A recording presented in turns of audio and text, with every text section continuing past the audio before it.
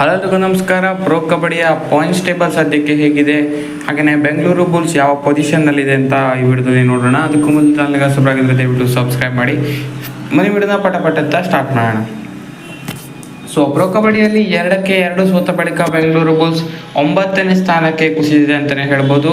So 2 ಪಂದ್ಯಗಳಲ್ಲಿ 2 ಪಂದ್ಯ ಸೋಲುವ ಮುಖಾಂತರ 9ನೇ ಸ್ಥಾನದಲ್ಲಿದೆ.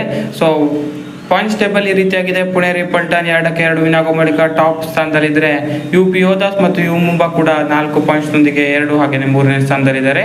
ಇನ್ನು ಬೆಂಗಾಲ್ ವಾರಿಯರ್ಸ್ ದಬಾಂಗ್ದಲ್ಲಿ ಹಾಗೆಯೇ ಜೈಪುರ್ 1ರಲ್ಲಿ 1 ವಿನ್ ಆಗಿ 4-5 6ನೇ ಸ್ಥಾನದಲ್ಲಿ ಇದ್ದಾರೆ. ತಮಿಳ್ ತಲೇಬಾಸ್ 2ರಲ್ಲಿ 1 ವಿನ್ ಆಗಿದ್ದಾರೆ, 7ನೇ ಪೊಸಿಷನ್ನಲ್ಲಿದ್ದಾರೆ. ಅದಾದ ಬಳಿಕ 8ನೇ ಪೊಸಿಷನ್ನಿಂದ 12ನೇ ಪೊಸಿಷನ್ನಲ್ಲಿರುವ ತಂಡಗಳು ಇನ್ನೂ ಕೂಡ 1 ಪಂದ್ಯಗಳನ್ನು ಕೂಡ ಗೆದ್ದಿಲ್ಲ.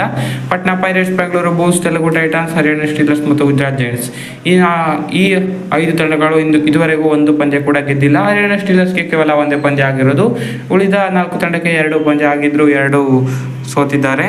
ಸೊ ಇದರಿಂದ ಅಷ್ಟೇನು ಎಫೆಕ್ಟ್ ಆಗಲ್ಲ, ಯಾಕಂದರೆ ಇನ್ನೂ ಕೂಡ 16 ಪಂದ್ಯಗಳಿರೋದ್ರಿಂದ ಅದ್ಭುತವಾದ ಕಂಬ್ಯಾಕನ್ನು ಮಾಡ್ಬೋದು ಇನ್ನೂ ಕೂಡ ಬೆಂಗಳೂರು ಬುಲ್ಸ್ ತಂಡ.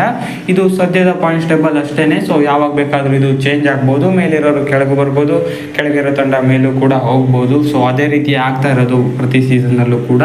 ಸೊ ಹಾಗಾಗಿ ಬೆಂಗಳೂರು ಬುಲ್ಸ್ ಇನ್ನೂ ಅವಕಾಶ ಇದೆ.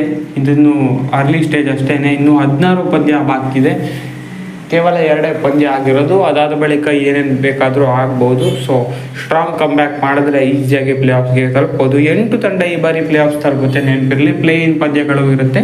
ಸೊ ಹಾಗಾಗಿ ಅವಕಾಶಗಳು ತುಂಬಾ ಇದೆ. ನೋಡೋಣ ಏನಾಗುತ್ತೆ ಅಂತ. ಇದಾಗಿತ್ತು ಈ ವಿಡಿಯೋ. ಹೆಚ್ಚಿನ ವಿಡಿಯೋಗಾಗಿ ದಯವಿಟ್ಟು ಸಬ್ಸ್ಕ್ರೈಬ್ ಮಾಡಿ. ಸ್ಪೋರ್ಟಿಂಗ್ ಕನ್ನಡ. Thank you. ಇದೇ ರೀತಿ ಕಬಡ್ಡಿ ಅಪ್ಡೇಟ್ಸ್ಗಳಿಗಾಗಿ ಸಬ್ಸ್ಕ್ರೈಬ್ ಮಾಡಿ. Thank you.